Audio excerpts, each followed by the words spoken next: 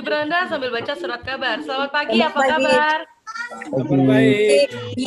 Baguslah kalau semuanya dalam keadaan baik dan sehat-sehat ya. Oke, sekarang boleh dinonaktifkan lagi nih audionya. Pertumbuhan yang agak baik, artinya hampir. Bapak Ibu, gimana nih? Udah nggak terasa ya kita udah hampir 3 bulan di rumah aja nih. Sedih banget ya malam minggu kayak gini kita nggak bisa jalan-jalan ke mall dan bertemu teman-teman kita. Walau sebentar lagi sih kita akan kembali ke new normal, tapi tetap aja kan kita harus tetap produktif dan harus bisa kayak dulu lagi nih, tetap beraktivitas. Nah, saya yakin nih banyak hal yang berubah dalam hidup kita.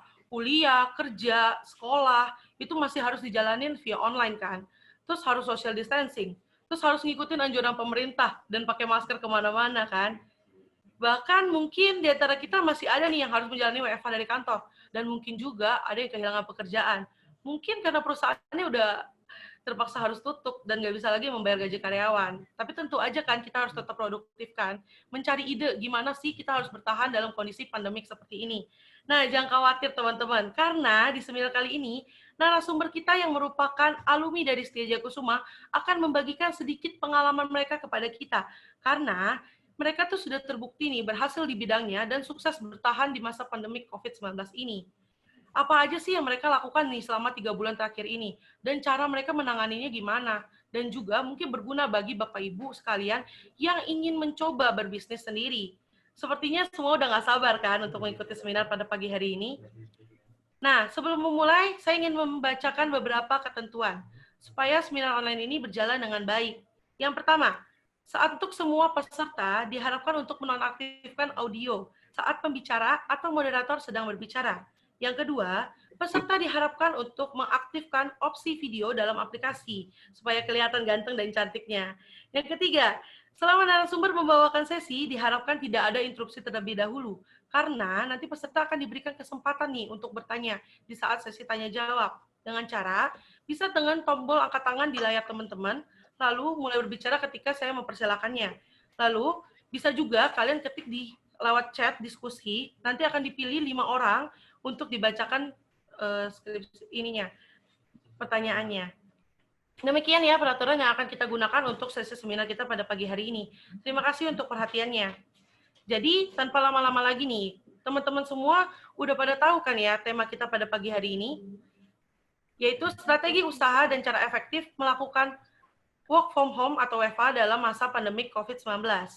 Sebelum kita mendengarkan beberapa narasumber nih yang akan menceritakan sedikit tentang usaha mereka yang mereka jalani, kita akan mendengarkan kata sambutan dari Wakil Ketua 2 kita, yaitu Ibu Jenny Haryanto, MPD. Kepada Ibu Jenny, saya persilakan.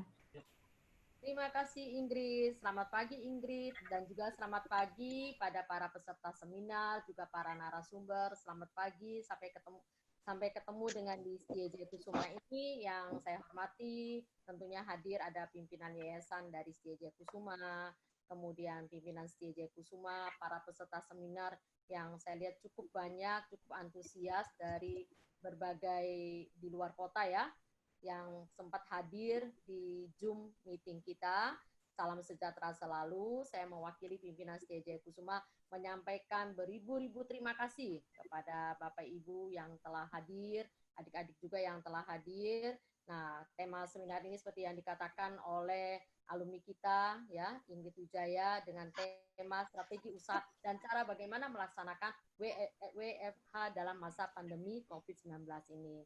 Kami sangat terima kasih pada peserta seminar, juga para narasumber, dan juga moderator yang telah menyempatkan untuk memberikan materi pada hari ini.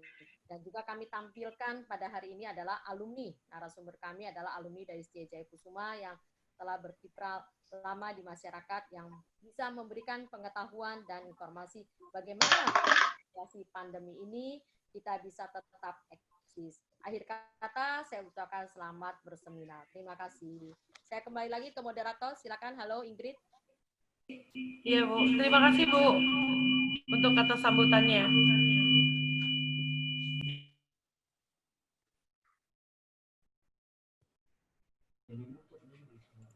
Oke, untuk sesi pertama kita langsung aja ya. Jadi untuk sesi pertama telah hadir bersama kita nih Bapak Miko Raharja Lim SE AKCA.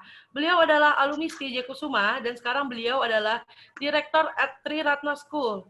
Untuk waktu dan tempat saya langsung persilakan. Terima kasih Ingrid. Slide saya bisa ditampilkan. Yang saya hormati para peserta seminar, Bapak Ibu dosen, dosen saya Bu Yeni, Pak Imam, dan lain-lain. Sambil menunggu slide-nya ya, dimulai dari awal aja. Oke, izinkan saya untuk bercerita. Jadi ini sekedar sharing aja ya, Bapak Ibu dan para peserta seminar. Saya adalah Miko, lulusan dari STIJ Jayakusuma. Saya adalah seorang ayah dari tiga orang anak dan 1 orang istri. Ya, next slide.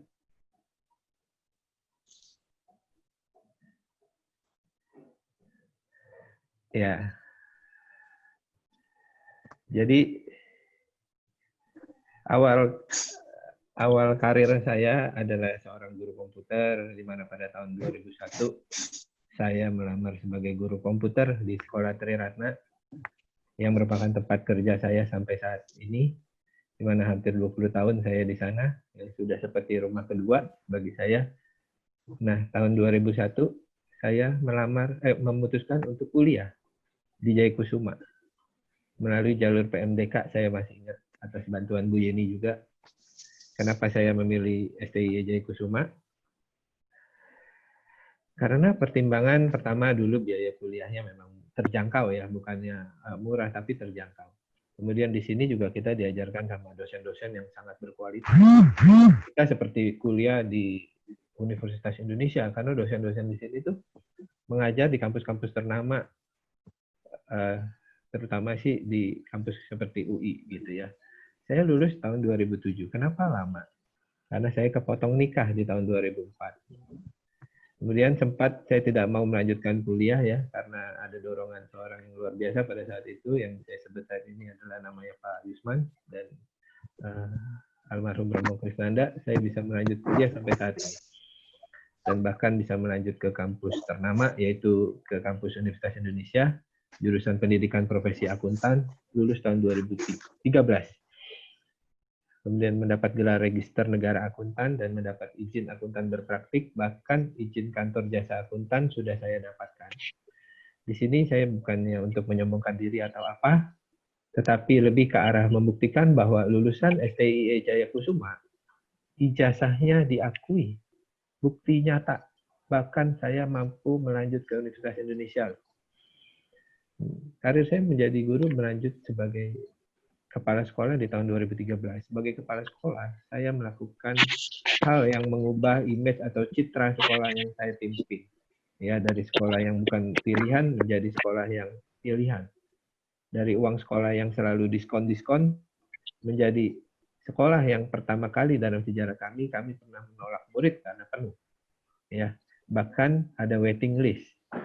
Rela membayar full demi bisa bersekolah di tempat yang kami pimpin. Jumlah murid pun bertambah dan uang sekolah pun meningkat. Hal ini mengantarkan saya ke jabatan berikut, yaitu Direktur Sekolah Tri Ratna. Kira-kira begitu latar belakang singkat saya. Next slide.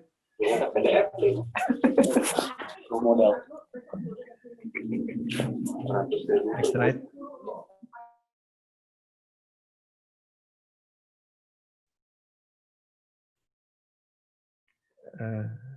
Next slide, tolong.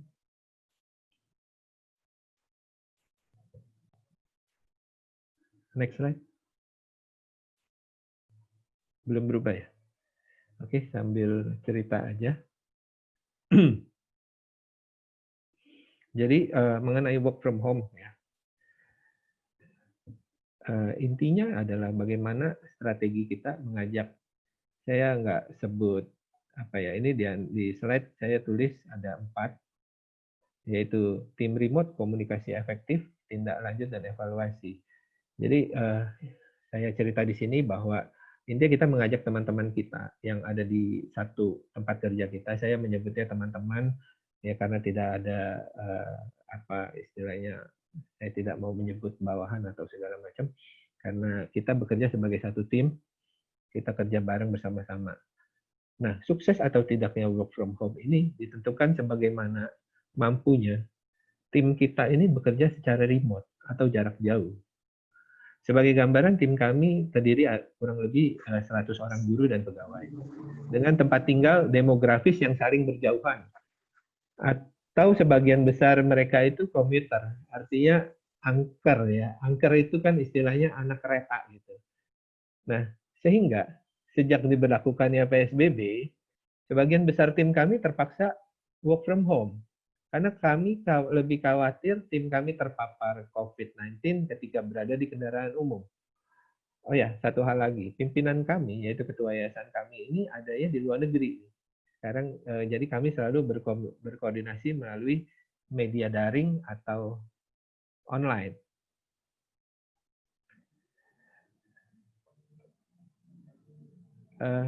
Suasana COVID-19 ini memang membuat semua orang ini memutar otak.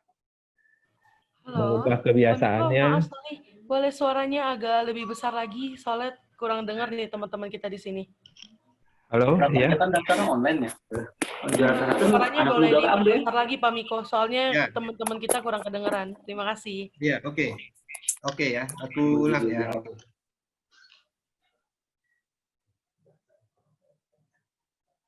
Suasana COVID-19 ini membuat semua orang jadi memutar otak, mengubah kebiasaannya, jadi biasanya ketemu muka, jadi ketemunya via daring atau via teleconference. Awal mula COVID-19 masuk ke Indonesia pertengahan Maret, kita semua dikejutkan dengan adanya salah seorang menteri ya yang dinyatakan COVID-19 positif. Pada saat itu ya semua mata melihat bagaimana bahayanya COVID. Itu sudah di depan mata. Saya perhatikan sejak saat itu Presiden pun melakukan rapat kabinet via daring atau online. Nah, mungkin boleh slide berikutnya. Bagaimana ini kami implementasikan di perusahaan kami. Di kami ini kami menggunakan media WA Group untuk komunikasi via teks, laporan harian, semua divisi melakukan media sharing di WA Group. Jadi kita bisa saling kirim foto, video. Untuk weekly meeting ini seperti yang bisa disaksikan di layar, biasanya kita lakukan secara tatap muka tapi saat WFH, work from home ini, kita nggak bisa lagi ketemu fisik. Sehingga kita menggunakan media daring online, yaitu memakai media Zoom. Ya. Di sini kalau kita pakai Zoom-nya yang gratis, setiap 40 menit itu akan putus. Jika ingin unlimited, tidak putus-putus, kita harus menggunakan yang berbayar. Kalau kami menggunakan versi yang berbayar itu sekitar 250.000 per bulan. Tapi sekarang ini udah ada yang versi gratis, bahkan Google Hangout Meet sudah digratiskan saat ini. Nah, awal-awal kami agak gagap juga dengan work from home ini, karena kan kami kan terbiasa tatap muka. Nah, mendadak harus online. Jadi, di awal, tim kami itu agak kita push to the limit ya, meski kita harus meeting setiap hari. Dan yang penting dari work from home ini adalah kekuatan dari follow up. Follow up atau tindak lanjut. Jadi kita selalu menindaklanjuti tugas-tugas yang sedang on atau yang sedang berjalan, ya. Dari sini kami dapat memantau semua kerjaan yang berjalan sampai mana dan sudah berapa persen progresnya. Oh ya, tim kami menerapkan sistem organisasi yang hidup ya. Jadi bukan organisasi yang mati gitu. Seperti apa contohnya? Kalau organisasi yang hidup itu adalah organisasi di mana di dalamnya itu terdapat banyak atau sebagian besar orang-orangnya bekerja itu dengan inisiatif sendiri tanpa disuruh-suruh. Di sini sangat dituntut kreativitas dan ide-ide cemerlang. Kalau organisasi yang mati, ciri-cirinya semua, maaf ya, bermental kuli. Jadi harus disuruh-suruh setiap hari, tidak ada kreativitas. Bahkan untuk hal-hal yang rutin pun harus disuruh gitu. Seperti contoh ya, kalau di kami, tim publikasi kami selalu mempublikasikan learning from home melalui kanal-kanal media sosial kami yang kami miliki, itu sudah otomatis. Jadi tidak perlu disuruh-suruh. Kemudian tim administrasi kami sebagai support system selalu membantu membuat absensi, membuat laporan harian, dalam hal proses learning from home. Itu sudah otomatis. Jadi kerjaan lebih ringan. Next slide. Di slide berikutnya ini adalah contoh ya bagaimana dalam bentuk WA group ini ada laporan dari staf kami ya. Di sekolah kami juga saat ini sedang dilakukan renovasi, di mana renovasi itu ada kurang lebih 10 pekerja bangunan. Pada saat COVID kami tetap lakukan pengaturan jarak jauh dengan tiap hari kami monitor perkembangannya via WA group. Jadi proses pembangunan juga dilaporkan via WA group. Ya, next slide. Nah, seperti ini. Jadi bentuk laporannya. Oke, next slide. Nah, absensi pun kami gunakan versi online. Next. Nah, ini salah satu laporannya. Ya. Kendala yang kami hadapi ini kadang-kadang, bukan kadang-kadang ya, hampir sebagian besar perusahaan pasti mengalami yaitu permasalahan keuangan. Ya, karena di industri manapun pasti ada tidak luput dari turunnya penerimaan kas waktu awal-awal. Cash flow turun dikarenakan ekonomi yang hampir stop selama hampir 3 bulan. Nah, dalam hal ini kami selalu berkoordinasi dengan pimpinan kami yang berada di luar negeri. Ketua yayasan kami menggunakan media daring juga, media online, sehingga kami dapat melakukan analisa forecast keuangan. Jadi selama 3 bulan ke depan, pada saat itu ya kami meeting, kami menentukan langkah-langkah strategis yang bisa kami ambil sehingga sampai saat ini kita tidak kesulitan ya, maksudnya masih bisa menghadapi pandemi ini walaupun kita masih dalam masa pandemi juga ya, masih belum keluar dari krisis. Yang berikutnya ini saya kasih gambar perahu, artinya gini, Bapak Ibu tadi melihat perahu kecil ya, kalau perahu kecil itu tidak perlu koordinasi banyak-banyak, artinya kita bisa mendayung sendiri ya. Nah, kalau perahunya sudah menjadi seperti sebesar ini, kita harus koordinasi dengan bagian dapur, bagian apa ya, di atas, di bawah, segala macam. Sedangkan kalau sebagai pimpinan, kita sebagai nahkoda, kita harus bisa melihat di depannya ada nahkoda atau apa. Sehingga pada saat WFH, kita berubah menjadi ini, next slide.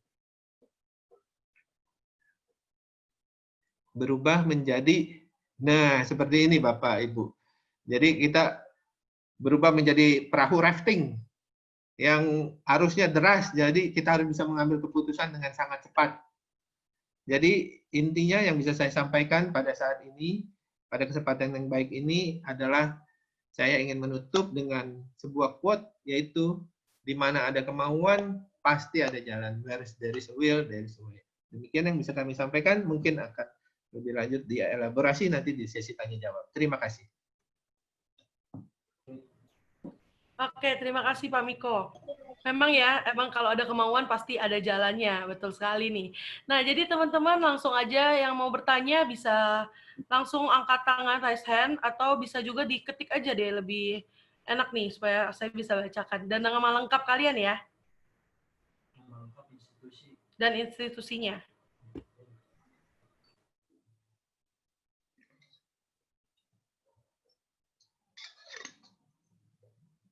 Oke, saya masih tunggu ya, 5 menit lagi ya.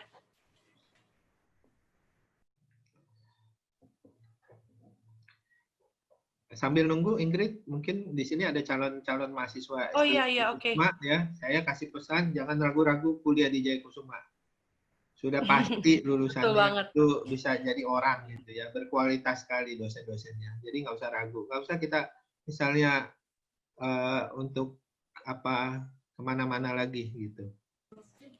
Oke, ini dengan Mbak Nida ya, Nida Yusriani. Oke, Mbak Nida, ingin bertanya ya? Boleh? Saya persilakan. Halo, Mbak Nida.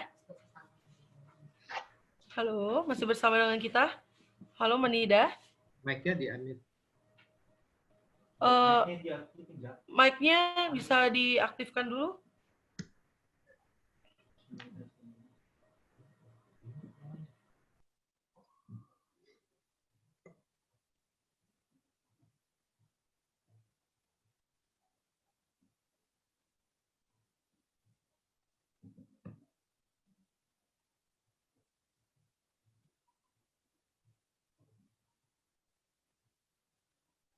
Halo Bu, boleh dihidupin sendiri mic-nya ada di sebelah kiri, tanda mic.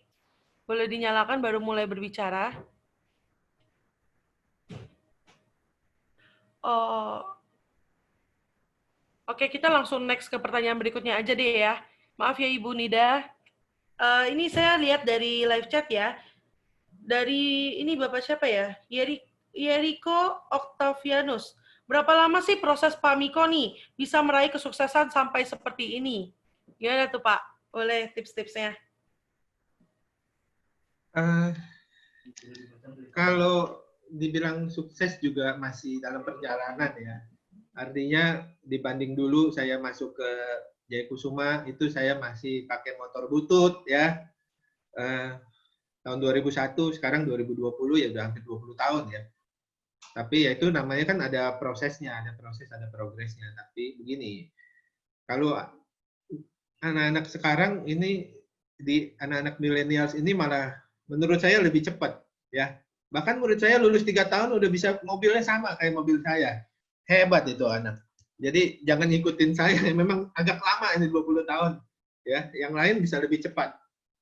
Kira-kira itu.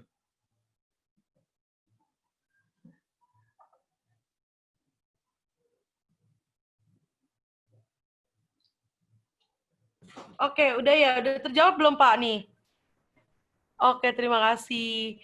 Oke, ada pertanyaan yang lainnya? Halo? Kayaknya udah nggak ada ya. Ada yang mau bertanya lagi? Raise hand. Langsung bertanya aja. Ini ada lagi nih. Dari Edward Manahan ya.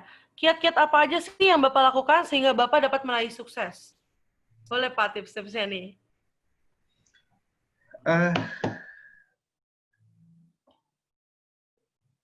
Kiat-kiat ya. Kiat-kiat yang pasti adalah saya selalu ingat pesan dari mentor saya ya, yaitu almarhum Romo Krisnanda ya. Beliau selalu berpesan kalau bekerja itu satu, bekerja jangan disuruh-suruh. Ya, artinya orang itu harus punya inisiatif. Ya. Dan juga apa yang pernah saya lakukan sampai saat ini, saya itu tidak pernah bekerja untuk mencari uang. Ya. Karena kenapa? Kalau kita bekerja mencari uang, ya, hanya uang yang kita dapat. Ya. Sisanya kita nggak dapat. Tapi kita bekerja untuk mencari ilmu, pengalaman, relasi, jaringan. Uangnya dapat nggak? Pasti dapat uangnya. Demikian. Oke, terima kasih Pak. Betul sih. Aduh, saya makin bangga nih jadi alumni TJ Kusuma ya. Aduh, benar-benar maksudnya emang sangat berguna sih ilmu-ilmu yang didapat dari sini ya Pak untuk masa depan kita. Bukan begitu Pak ya? Tentu. Oke, nah kita langsung aja nih. Ada pertanyaan yang selanjutnya nggak? Nah, nih Pak, ada dari alumni Triratna juga nih Pak. Saya mau menanyakan perihal bagaimana sih cara Bapak memotivasi untuk terus belajar dan menanggapi kegagalan di dalam proses itu. Gimana tuh Pak? Gampang. Intinya adalah bagaimana kita ya membuat diri kita itu selalu lapar. Ya. Orang lapar kan jelas. Orang lapar pasti bisa ketemu makanan, kan? Iya kan? Kita akan berhenti berkreasi, berhenti belajar ketika kita merasa sudah kenyang. Ya, oleh karena itu, bagaimana kita mesti set mindset kita untuk selalu lapar akan ilmu pengetahuan, pengalaman-pengalaman baru, ya, bergaul dengan orang baru dan lain-lain. Ya, saya rasa itu ya. Iya, oke. Makasih Pak Miko. Oke, ada pertanyaan yang lain? Oke, ini ada dari Natalia Advan dari Jayakustuma. Saya mau nanya, selama proses 19 tahun ini, apakah proses terberat selama ini yang Bapak hadapi dan bagaimana cara mengatasinya, Pak? Proses terberatnya nih, Pak, apa aja nih? Boleh di-share. Jadi cerita pengalaman hidup. Jadi pengalaman terberat saya ini apa ya? Saya ini nikah muda gitu ya. Nikah muda sehingga anak-anak saya waktu saya punya anak 2 ya, itu di mana titik kehidupan saya yang paling rendah mungkin ya. Kami kurang mampu menghidupi untuk 2 anak gitu, sehingga pada saat itu saya sempat punya utang itu terlalu banyak gitu, utang kartu kredit lah, KTA lah, segala macam ya. Akhirnya apa? Akhirnya bagaimana saya bisa keluar dari masalah itu ya? Kita selesaikan, putuskan tidak menambah hutang sama sekali ya. Mulai dicicil perlahan-lahan, hutangnya dicicil dengan itikat baik dan akhirnya lunas. Ya, jadi memang sih perjalanan hidup naik turun ya. Mungkin nanti juga ini saya juga nggak tahu ya ke depan akan naik atau turun. Intinya kita bagaimana selalu terpacu untuk berbuat yang lebih baik, hari esok lebih baik dari hari ini, selalu berbuat kebaikan kepada orang banyak, ya kan? Dan kalau bisa ya selalu memberikan donasi ya. Kalau kita mempunyai kelebihan, kita bisa memberikan donasi kepada orang yang membutuhkan. Itu aja sih. Ya, oke Pak. Nah, ini aku ada dari Bekasi nih, wah lumayan jauh nih. Dari Pak Dede. Mana tuh tadi, Pak Dede ya? Nih, izinkan bertanya. Saya Dede dari Bekasi, background pendidik dari manajemen. Kira-kira usaha apa yang tepat untuk saya agar bisa membangun usaha sesuai dengan kompetensi saya? Boleh Pak, tolong dijawab nih Pak. Membangun usaha Pak Dede ya? Membangun usaha itu pertama harus sesuai dengan passion-nya. Artinya hobinya apa gitu kan. Ya, nggak semua orang misalnya cocok berjualan online misalnya. Tergantung, ya kan? Apa yang paling diminati, yang paling disenangi gitu ya. Nah, ketika sudah tahu apa yang paling disenangi, itu pasti bisa kalau dilaksanakan. Kan ada quote ya, love what you do what you love, ya kan? Cintai apa yang kamu lakukan, maka kamu akan melakukan dengan sepenuh hati. Kira-kira itu ya. Oke, maaf tadi ya Mbak Dede ya, ternyata perempuan, maaf Mbak Dede ya.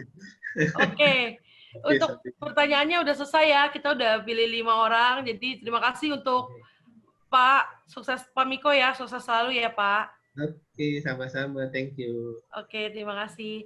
Oke, kita akan langsung aja masuk ke sesi ketiga.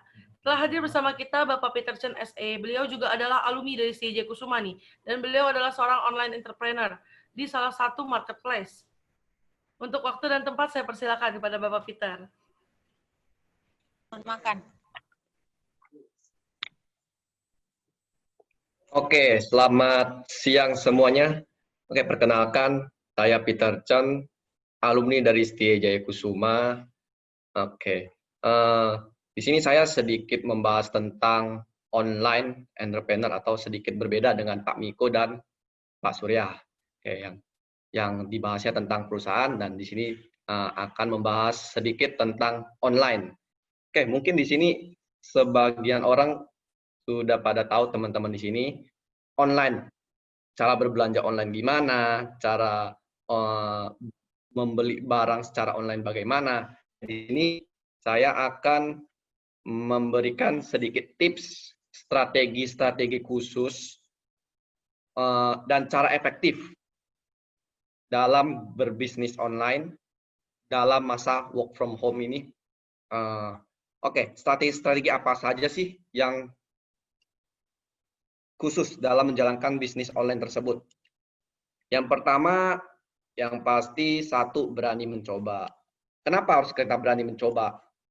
Jadi ada pepatah mengatakan, guru terbaik itu adalah pengalaman. Jadi dalam hal ini, berani mencoba artinya siap mendapatkan pengalaman-pengalaman baru, terutama dalam hal menjalankan bisnis online tersebut. Oke, saya cerita sedikit tentang perjalanan hidup saya dari STIJ Kusuma. Saya juga dulunya bekerja di perusahaan-perusahaan, dan akhirnya saya memilih untuk menjalankan bisnis online saya di salah satu platform. Mungkin semua pada tahu adalah platform Shopee. Oke, selama perjalanan saya selama kuliah sampai akhirnya ke titik sekarang untuk online, banyak rintangan-rintangan yang saya hadapi. Jadi saya ingin sedikit sharing kepada teman-teman yang ada di Zoom online ini, bagaimana sih cara strategi-strategi khusus. Yang tadi pertama adalah berani mencoba. Yang kedua,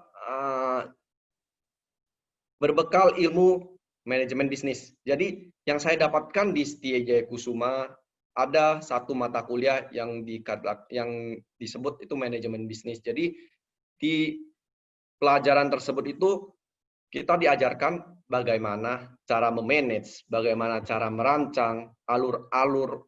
Jadi saya simpulkan ke online saya, bagaimana memanage online saya, bagaimana merancang online saya. Jadi bisnis-bisnis online ini yang saya kelola, yang saya jalankan ini, ada tahap-tahap di manajemen bisnis itu yang saya dapatkan. Jadi kalau misalkan kakak-kakak, adik-adik, atau siapapun yang masih ingin mencari kuliah yang masih di daerah Jakarta, boleh coba dicek dulu di websitenya STIJ Jaya Kusuma. Oke, yang kedua adalah konsisten. Kenapa konsisten? Ada beberapa hal yang ingin saya sampaikan, arti konsisten dalam berbisnis online. Yang pertama, berpikir positif. Kenapa harus berpikir positif? Jadi, saya cerita sedikit. Awal saya berbisnis online itu di tahun 2017.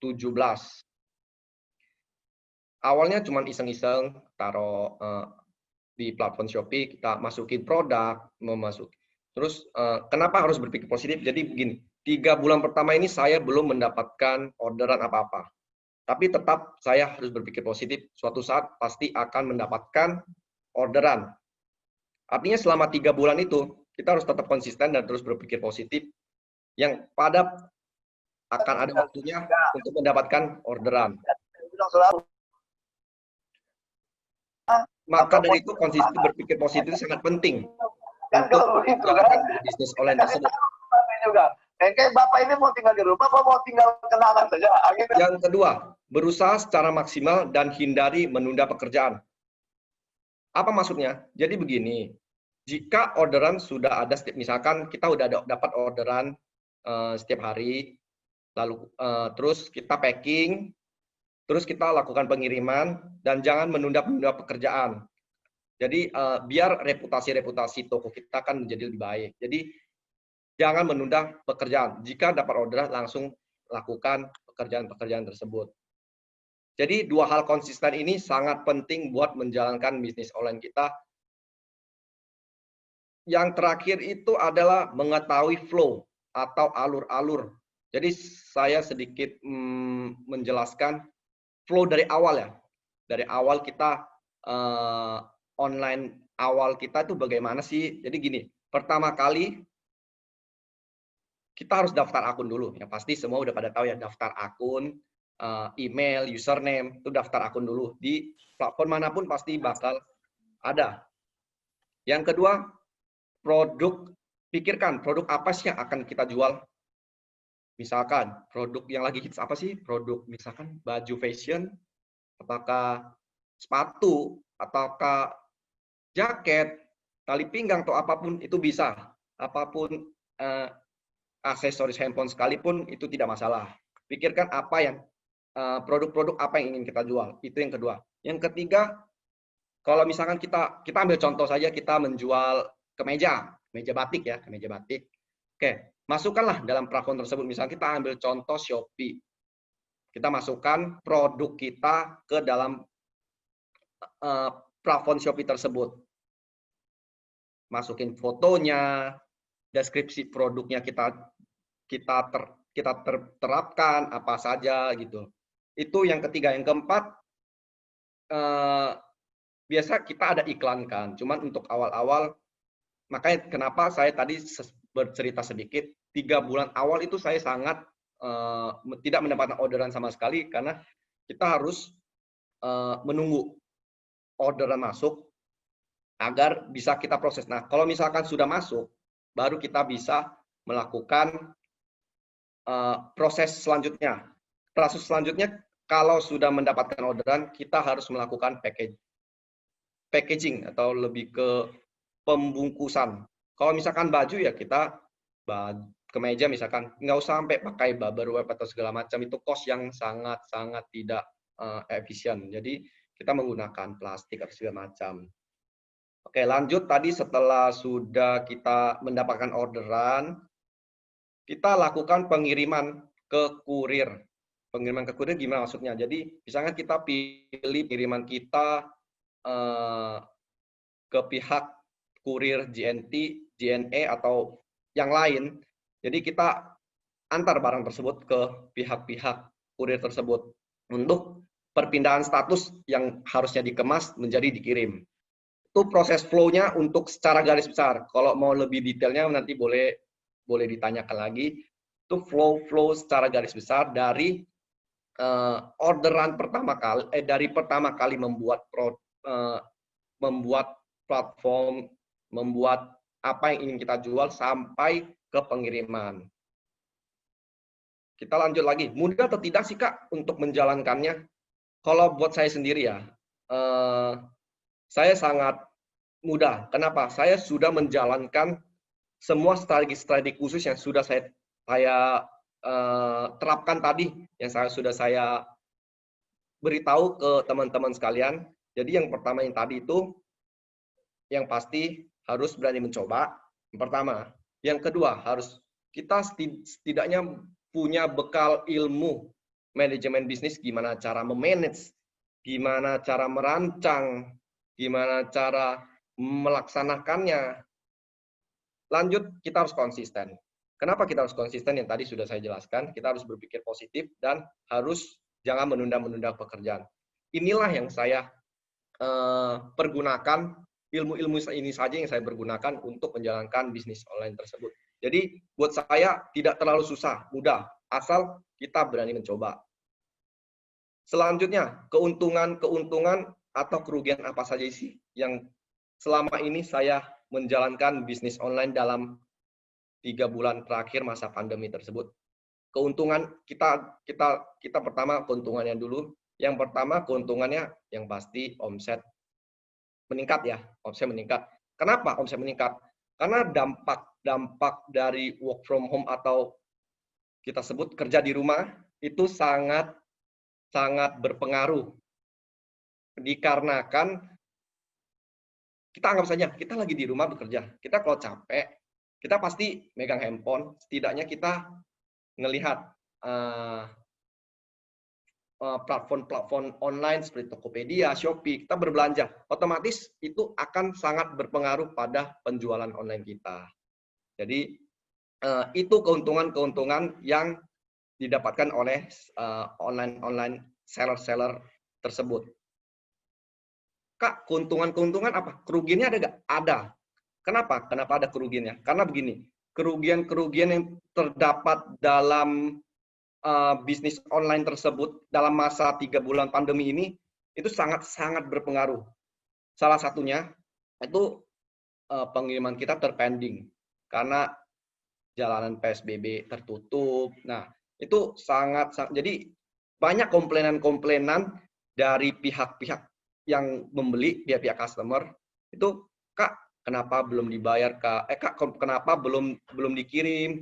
Kenapa belum sampai? Ya, masa-masa inilah yang membuat sedikit terhambat cash flow karena pengiriman terpending. Jadi keuntungan dan kerugian ini pasti ada dalam bisnis online tersebut.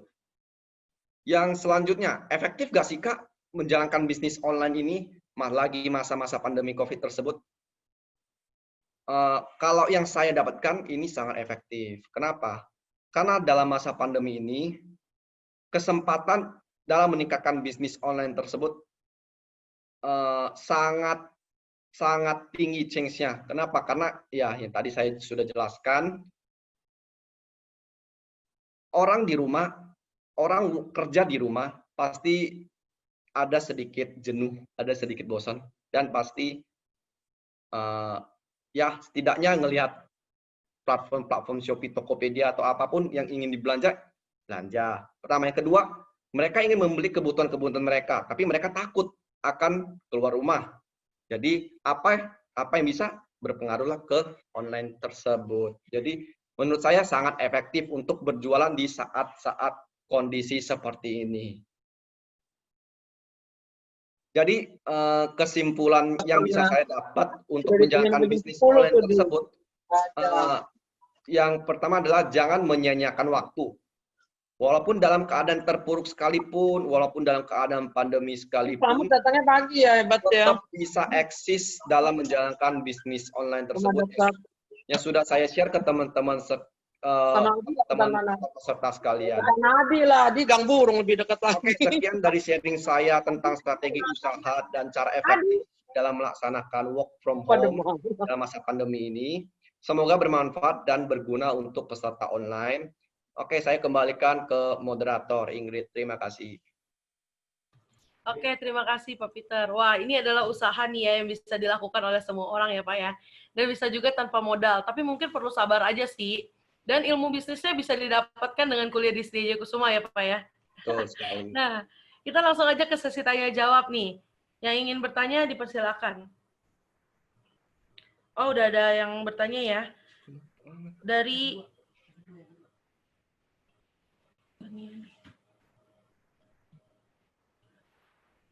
bagaimana Pak Peter mengatasi rintangan-rintangan dan halangan dalam bisnis online-nya?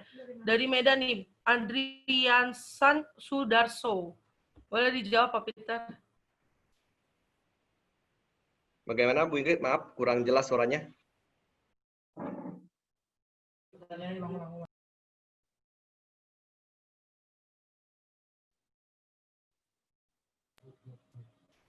Oke, bagaimana Pak Peter bisa mengatasi rintangan-rintangan dan halangan dalam bisnis online-nya?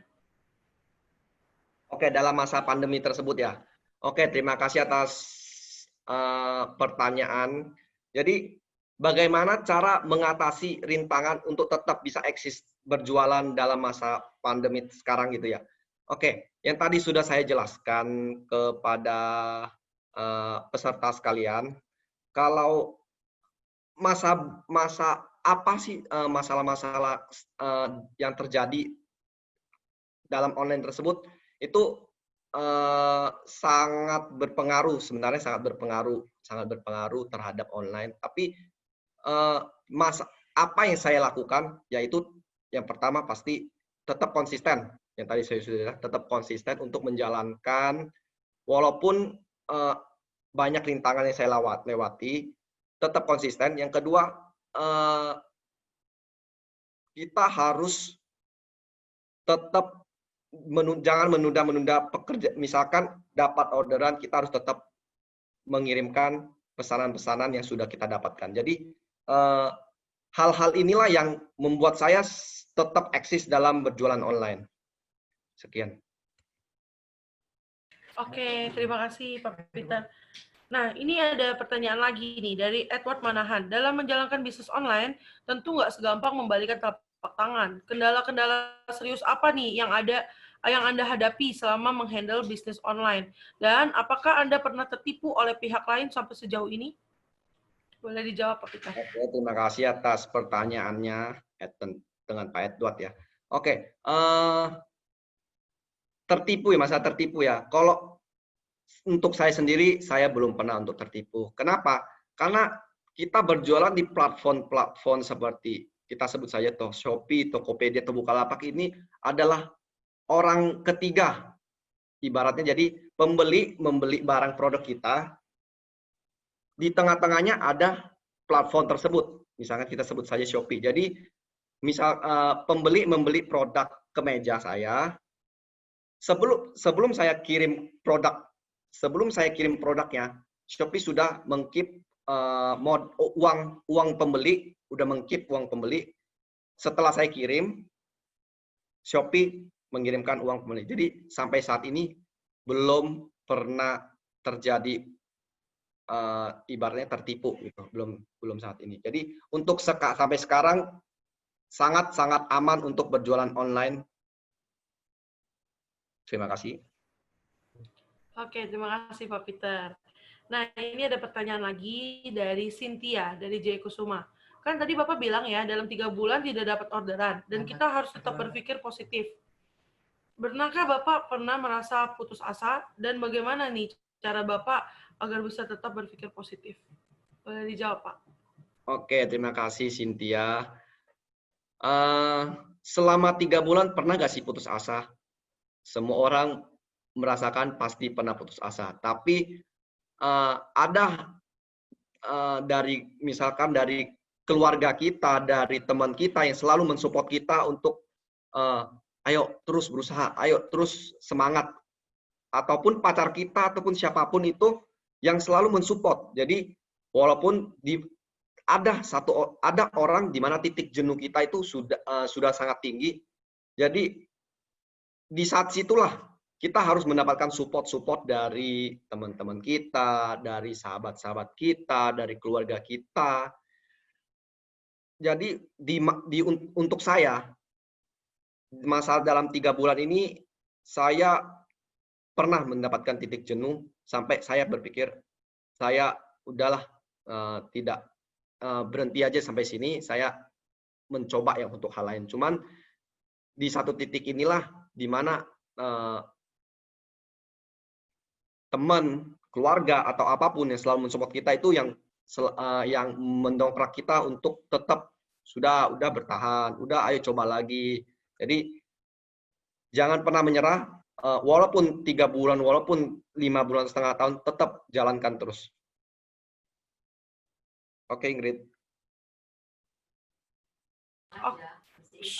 Oke. Terima kasih Pak Peter.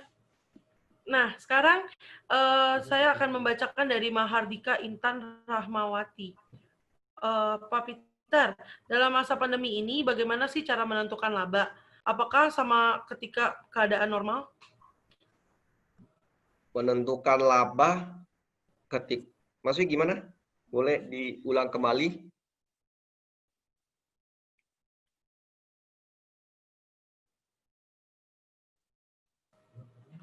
Oke, Pak Peter. Jadi gini, pertanyaannya, dalam masa pandemik ini, bagaimana cara menentukan labanya? Apakah sama ketika keadaan normal? Oke, jadi kita lebih ke keuangan ya, lebih ke keuangan sekarang. Jadi untuk keuangan menentukan laba atau tidaknya tetap masih bisa. Jadi anggap 3 bulan yang sekarang ini, bedanya apa sih dengan yang tidak dalam masa normal gitu ya? Oke, buat perhitungan tetap sama, itu tetap bisa dihitung untuk labanya. Cuman perbedaannya berpengaruh nggak? Sangat berpengaruh. Kenapa? Menurut saya dan buat saya, dalam 3 bulan terakhir ini penjualan sangat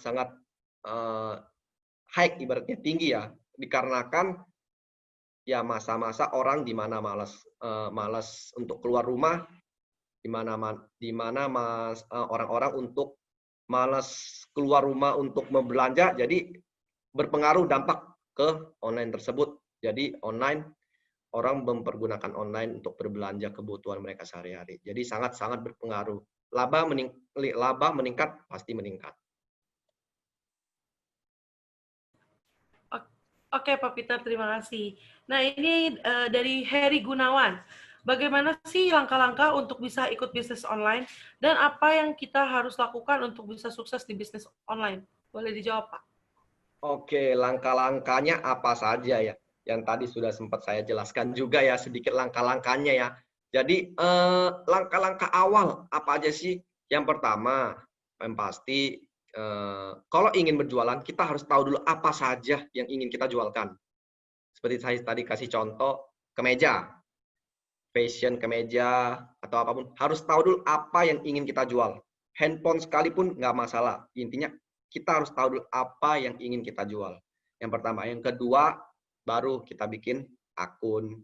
Baru kita memasukkan produk ke dalam aplikasi-aplikasi seperti platform Shopee dan Tokopedia, memasukkan deskripsi produk segala macam.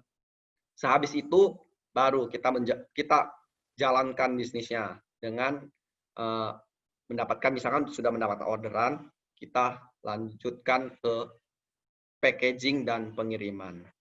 Jadi itu alur-alur yang sudah saya jelaskan tadi, itu buat saya sangat penting. Kenapa? Ya kita harus tahu dulu flow-nya untuk online ini seperti apa. Begitu. Terima kasih. Terima kasih Pak Peter.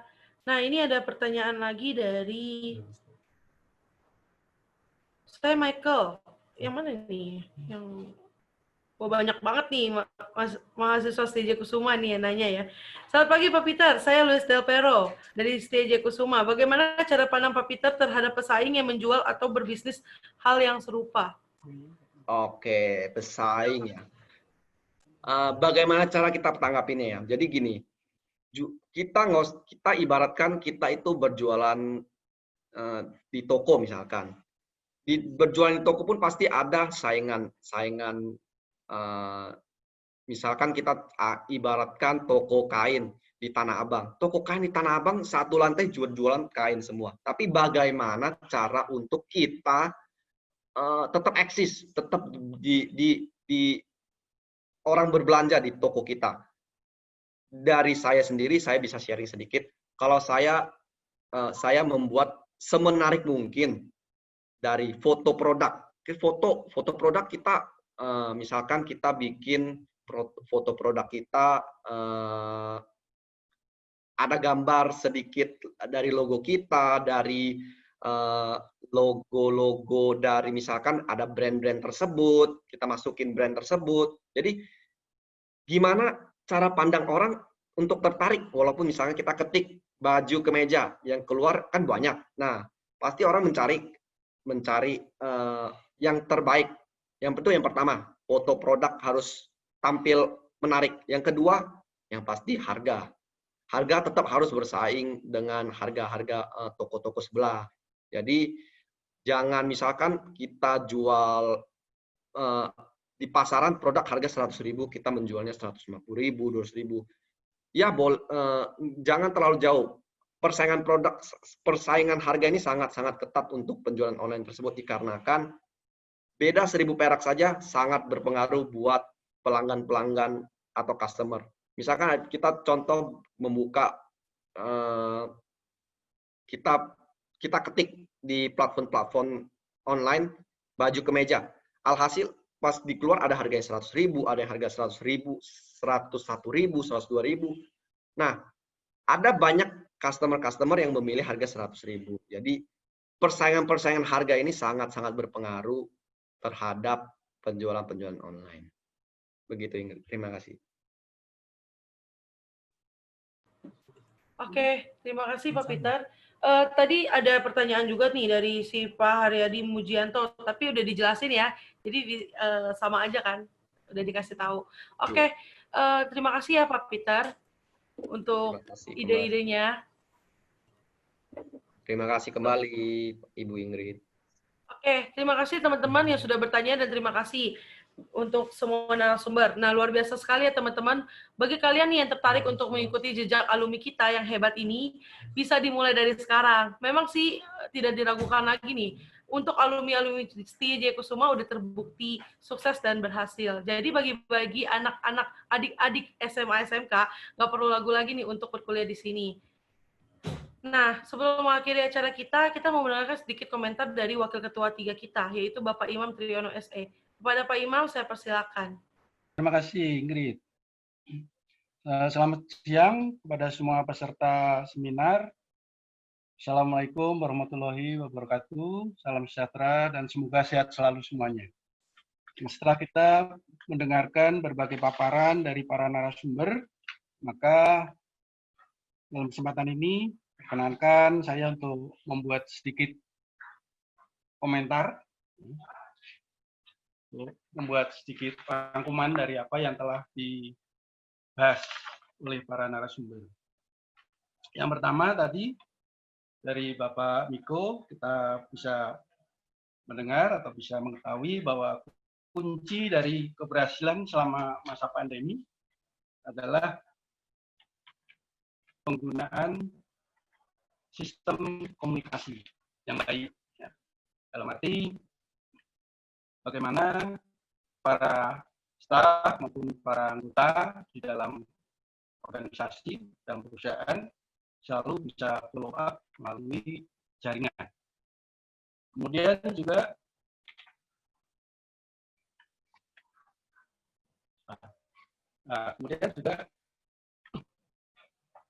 ditunjang oleh adanya budaya perusahaan, di mana budaya perusahaan atau budaya organisasi yang ada di perusahaan Pak Miko adalah organisasi yang dinamis, di mana para karyawan tidak perlu lagi harus disuruh-suruh, tapi semua sudah bisa berkreatif dan berkreasi dan dinamis. Sehingga semua bisa bekerja tanpa harus disuruh. Kemudian berikutnya juga untuk yang Pak Miko itu bahwa teamwork di dalam melaksanakan work from home itu sangat penting. Demikian juga di dalam teamwork ini masing-masing bisa melaksanakan, bisa memfollow up tugas dan pekerjaannya, sehingga bisa memberikan laporan sesuai dengan perencanaan atau rencana yang telah disepakati bersama. Jadi di dalam melaksanakan WFH ini pertama sangat penting yaitu budaya organisasi. Artinya semua anggota organisasi harus disiplin untuk melaksanakan tugas masing-masing demi kelancaran tujuan atau kelancaran dari pelaporan yang ada. Dengan demikian mudah dikontrol apa yang kurang dan apa yang harus diselesaikan segera. Itu untuk yang pertama. Jadi intinya adalah komunikasi dan budaya organisasi. Kemudian dari narasumber yang kedua, yaitu Pak Surya, keberhasilan WFH di dalam perusahaannya, karena perusahaannya perusahaan besar, ya. Pertama adalah jaringan. Jaringan komunikasi harus sangat mendukung. Apalagi ini untuk perusahaan besar, di mana kerahasiaan perusahaan itu sangat penting. Jadi betul-betul harus mempunyai jaringan komunikasi yang solid, yang bisa menjangkau ke seluruh wilayah usaha, karena perusahaan berada di berbagai wilayah, baik di daerah-daerah, apalagi yang di kebun, ya, di lapangan, tentu membutuhkan jaringan komunikasi yang sangat-sangat handal. Demikian pula untuk proses pelaksanaan supaya perusahaan tetap eksis, menggunakan strategi yang disebut tadi sebagai cost reduction, bukan cost cutting. Kalau cost cutting tadi ya seperti merumahkan karyawan, mengurangi tenaga kerja atau PHK, menghentikan produksi. Sementara untuk perusahaan ini adalah cost reduction strateginya. Bagaimana cost reduction? Tadi sudah dijelaskan, yaitu menaikkan output, meningkatkan output, tanpa mengurangi tenaga kerja. Dengan menggunakan misalnya menambah jam kerja, lembur, sehingga tidak perlu menambah tenaga kerja baru, tapi lebih memanfaatkan pada faktor-faktor produksi yang ada, baik tenaga kerja, mesin, dan sebagainya, sehingga bisa dicapai output yang lebih tinggi. Sesuai dengan teori, kalau output lebih tinggi, maka cost per unit tentu akan bisa ditekan lebih rendah. Cost reduction. Di samping meningkatkan output juga mengurangi biaya-biaya yang tidak berhubungan langsung dengan produksi. Misalnya tadi dijelaskan, yaitu mengurangi biaya untuk pembangunan fasilitas bagi karyawan. Nah, ini tentu lebih baik daripada harus mem-PHK-kan karyawan, harus memecat karyawan. Itu strategi yang digunakan supaya tetap eksis dalam kondisi pandemi. Jadi dengan makanya kemudian gitu, terutama Bian kan sekarang lihat aja tuh lakunya Bian kan, atau bapaknya suka ngalahin kamu situ. Jadi kalau aku marah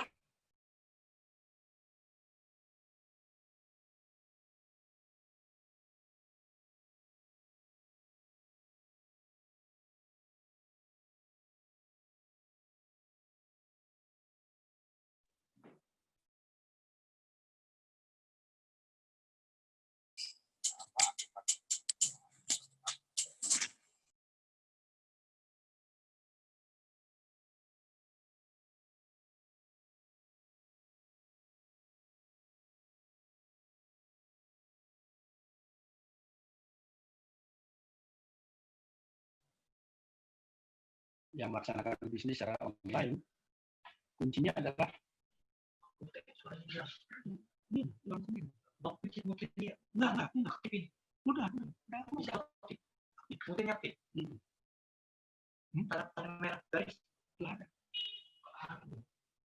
ya, kembali karena tadi ada gangguan suara. Maaf. Nah, kemudian untuk yang ketiga, dari Pak Peter yang melaksanakan bisnis secara online, kuncinya adalah berani mencoba. Nah, sesuatu kalau tidak dicoba tentu akan merasa gamang. Nah, untuk itu bagi adik-adik atau para mahasiswa yang mau belajar bisnis online harus ditekadkan dulu, berani mencoba, karena pengalaman adalah guru yang paling baik.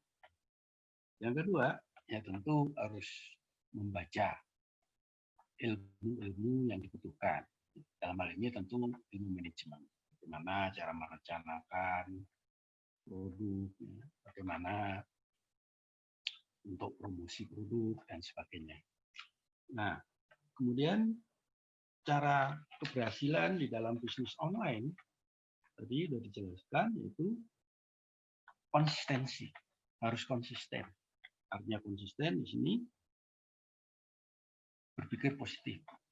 Ya, tentu begitu mulai bisnis tidak akan segera mendapat order atau tidak akan segera mendapat keuntungan, tapi harus sabar dan konsisten.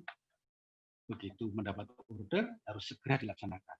Artinya harus diusahakan secara maksimal, ya, jangan menunda-nunda karena akan berpengaruh pada customer. Sehingga kalau customer order ya sebaiknya secepatnya dilayani. Kemudian bagaimana cara memulai bisnis online? Tadi sudah dijelaskan juga. Pertama ya kita harus tahu dulu apa produk yang akan kita jual. Yang kita passionnya apa di situ, produknya apa. Yang kedua, baru kita membuat akun di salah satu platform, apakah Shopee, Tokopedia, Blibli, dan sebagainya. Nah, berikutnya adalah tentu kerjasama pemilihan dengan kurir dalam pengiriman barang supaya pengiriman tetap lancar dan juga efisien. Nah, dalam arti biayanya tidak terlalu mahal. Adapun keuntungan, kerugian, apalagi di dalam masa pandemi ini, di mana banyak orang bekerja di rumah, tidak bisa pergi keluar untuk berbelanja, tentu kesempatan untuk memperoleh order lebih banyak. Tinggal bagaimana kita mempromosikan produk kita, bagaimana kita melayani customer kita, sehingga mereka akan memilih belanja ke produk-produk kita. Ya. Itu kira-kira inti dari permasalahan atau inti dari pembahasan yang kita dengarkan dari 3 narasumber tadi. Yaitu pertama adalah strategi work from home supaya berhasil. Pertama adalah memilih jaringan yang tepat, ya, yang solid. Kemudian teamwork di perusahaan, apalagi perusahaan besar, ya, dan kecil mungkin sederhana. Besar tentu perlu koordinasi yang lebih kuat. Yang ketiga, kalau perusahaan besar tadi supaya tetap eksis, yaitu dengan melakukan strategi cost reduction. Nah, demikian kira-kira yang bisa saya berikan. Adapun bila mana ada kekurangan, mohon maaf, dan kalau ada pertanyaan bisa disampaikan melalui email ataupun melalui WA ke panitia seminar online ini yang akan dijawab pada sesi berikutnya.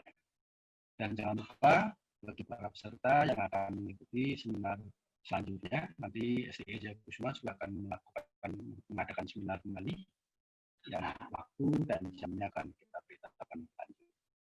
Terima kasih. Wassalamualaikum warahmatullahi wabarakatuh. Saya kembalikan ke moderator. Silakan. Oke. Terima kasih Pak Imam untuk kesimpulan dan komentarnya. Terima kasih Ibu Ingrid. Ya baik, kami dari STI Jaya Kusuma mengucapkan terima kasih banyak kepada para peserta yang masih eksis ya. Saya lihat cukup banyak antusias dari para peserta. Para peserta tidak usah khawatir bahwa sertifikat itu akan di-email, kemudian juga daftar hadir juga nanti akan di-link. Jadi tidak usah khawatir Bapak Ibu, saudara-saudari dan juga adik-adik semua. Dan juga terima kasih kami dari STI Jaya Kusuma kepada narasumber. Kelanjutannya nanti kami akan mengadakan seminar online lagi dan kami juga harapkan Bapak Ibu, saudara-saudari, adik-adik semua ya bisa ikut berpartisipasi dan juga kami membuka ya kesempatan untuk adik-adik yang masih di SMA kelas 3 yang sudah lulus, yang bingung mencari ingin kuliah di mana. Nah, adik-adik sudah mendengar dari paparan 3 narasumber kita, dan adik-adik bisa menentukan bahwa saya mau kuliah di mana. Nah, solusinya adalah STI Jaya Kusuma. Terima kasih, selamat siang. Terima kasih Bu Yeni. Terima kasih untuk ketiga narasumber. Nah, saya mau info nih sedikit untuk Bapak dan Ibu atau teman-teman semua yang ingin kuliah di STI Jaya Kusuma. Biaya kuliah kita tahun ajaran 2020 yaitu kelas pagi 3 juta bisa dicicil 2 kali, guys. Lalu kelas sore juga 5 juta bisa dicicil 4 kali. Dan uang gedung itu ada 2 juta dan itu bisa dicicil 2 kali. Kampus STI Jaya Kusuma ini terletak di Delta Building Blok A 32 sampai 36. Di Jalan Surya Pranoto 1 sampai 9 Harmoni Jakarta Pusat. Nah, sekarang kita akan berterima kasih untuk teman-teman kita partisipan yang sudah hadir dari berbagai negara, dari Medan, Flores, Jayapura, Surabaya, Lampung, Bandung, Palembang, Bali, dan Gorontalo. Terima kasih untuk kehadirannya. Oke teman-teman, kita udah berada di penghujung acara. Terima kasih untuk semua narasumber dan peserta yang sudah berpartisipasi di webinar kita kali ini. Mohon maaf jika saya ada salah-salah kata. Ditunggu untuk webinar kita selanjutnya. Jakarta, Kota Metropolitan. Di situ banyak orang hebat. Terima kasih saya ucapkan. Semoga diskusi ini bermanfaat. Saya Ingrid Wijaya, saya pamit undur diri. Terima kasih. Terima kasih. Terima kasih.